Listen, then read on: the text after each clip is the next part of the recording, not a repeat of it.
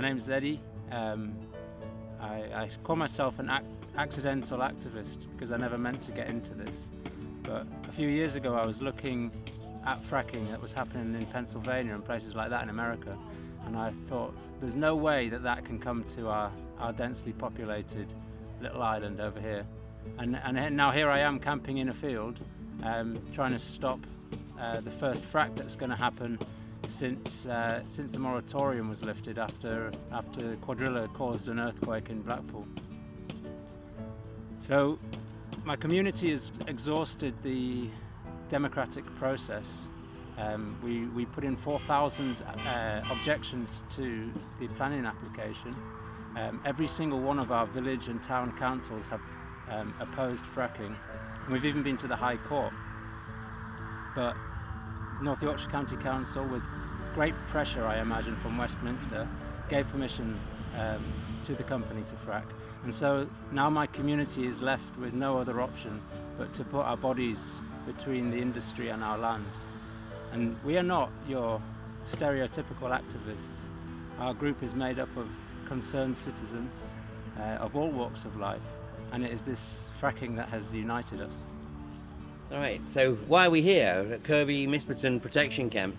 Well, this is my fourth protection camp in the last, nearly 3.5 years. But the reason I'm here is primarily because after I visited Australia in 2012, at the back end of 2012, I was actually in Australia to do a lecture tour on something completely different. I was actually lecturing on the Australian economy. While I was there, I took the opportunity to go out into the gas fields of southern Queensland, and what I saw was truly shocking. And I was making the observation that, thank goodness we had a moratorium in place in the UK.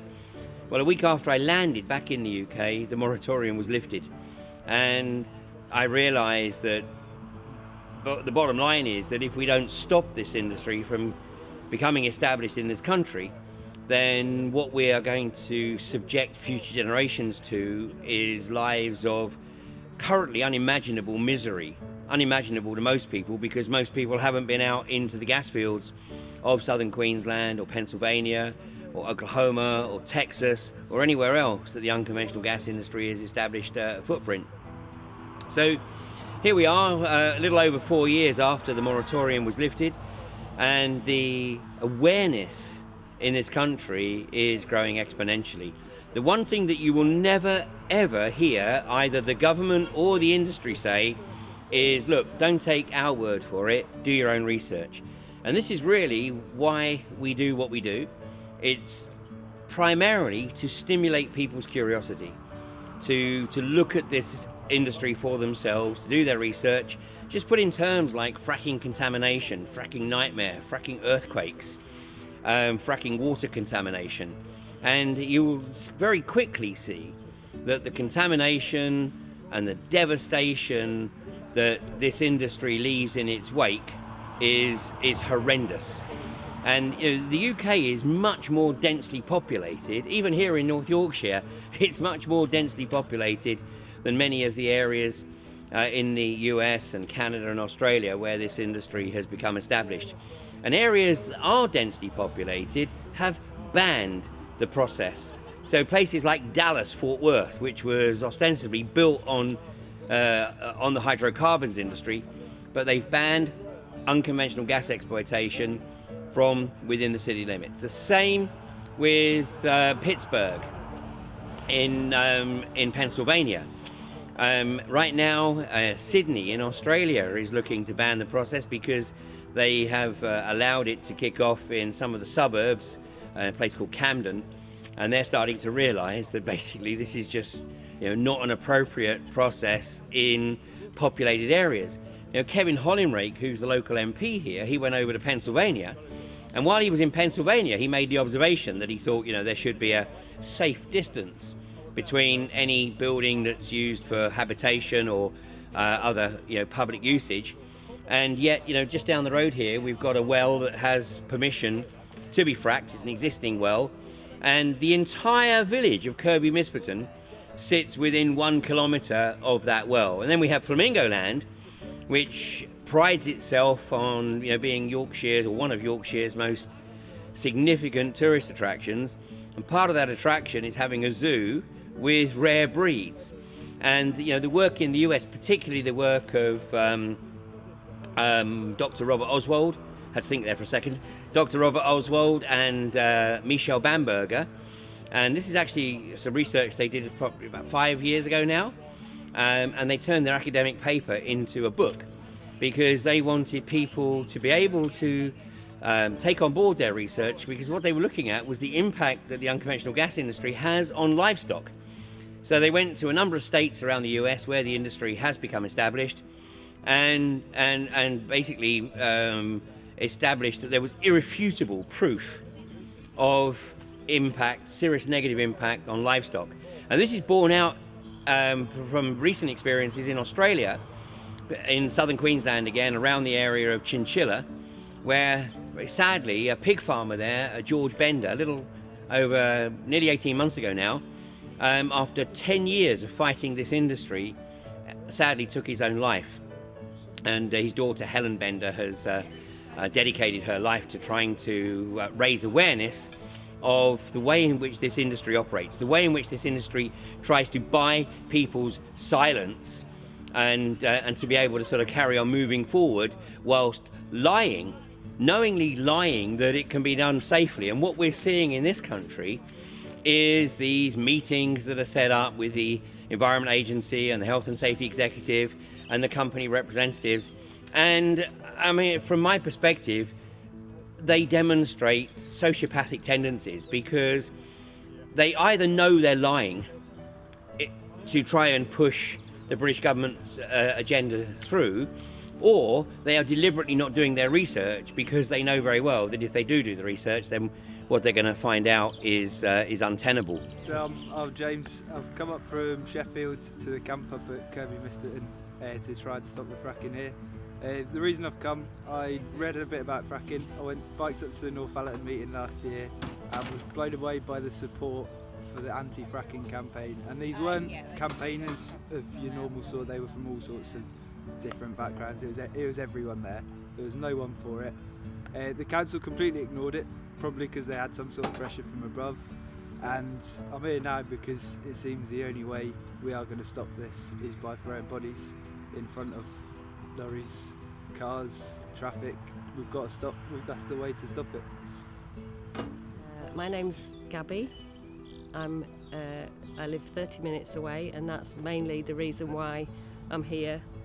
I can come back here. I've pretty much made this my home since New Year, and yeah, although that's a challenge, it's certainly a challenge with the conditions that we've got here, but we're making the best of it. But this is an opportunity to get people who I know, or who may recognise me certainly, or to realise that this is so close to home, and it's going to be so close to everyone's home, because nature doesn't have the same boundaries. It doesn't have these political and geographical boundaries that we keep having pointed out. Oh, you're this local, you're that local. Well, to me, it's about whether you can get there or not. And if I can go and protest with someone else and help them, then I'll do that. At this point in time, this is really close to where I live, so I can spend more time here and be, show solidarity with other people that really recognise the threats of fracking to our water and our environment. I'm an artist, so my business relies on the tourist industry. We've got no tourist industry, we've got nothing, no agriculture. That's what this area relies on completely. And at some point I expect to be a grandmother. Whether I am or not, I'm here for everybody's grandkids. I grew up in this beautiful place, and I would want this to be there for generations. What right have we got to allow this to happen? There are people in responsible jobs allowing this to happen. For what? For greed. That's you have to ask yourself these questions. Why would they do that to us? Why would they do that? Well, the bottom line is money. there's money can't pay for it all to be returned back to pristine again. What we've got here is an incredible jewel, and we're taking it for granted, the countryside of this country. Most people just take it for granted and they just drive along and think it's going to be there forever, and it's just not. It's what's beautiful and useful for food and water. You know, these are things that we take for granted. It's what's those places. These places are just getting smaller and smaller and smaller, and our country is tiny. It's a tiny country, and the devastation that's been caused by fracking in huge countries like America and Australia it's unbelievable. Why anyone would think that that's a good idea to bring that into this tiny country is just incredible and frankly insane. I was at a meeting with at Scarborough Borough Council chamber with a chap from North York Moors planning head of planning national parks. He's called Mark Hill, and he said when one of our green councillors in Scarborough mentioned the 1 mile radius around residential areas, residencies, he said, "Oh well, we looked at that. We even got our compasses out on the OS map, and we drew a circle of a mile, what approximated to a mile around all the residencies, and we realised that if that was the case, if we had an exclusion zone of a mile, we wouldn't be able to frack in Yorkshire. We wouldn't be able to frack in this country." Oh, that brought the house down. The screams of laughter and horror at what he was saying. He said, "We realised we couldn't frack if it was less than a mile, if it was a mile. So we reduced it down to half a mile, and now we can frack where we like." Horror. That's horror. And the North Yorkshire Moors National Parks are considered to be caretakers of our beautiful spaces. Why they got him?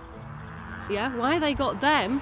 And their nice logo of the trees and oak, or whatever it is, this beautiful little logo, the North Yorkshire Moors National Parks, to deliver that kind of information to borough councillors, it's just soft soaping and greenwashing something that's hideous and should be fought every corner that it threatens, and it's threatening every corner. We just need more and more people to get together, and that's building. People are realising it's all they're just trying to kick it all off at once.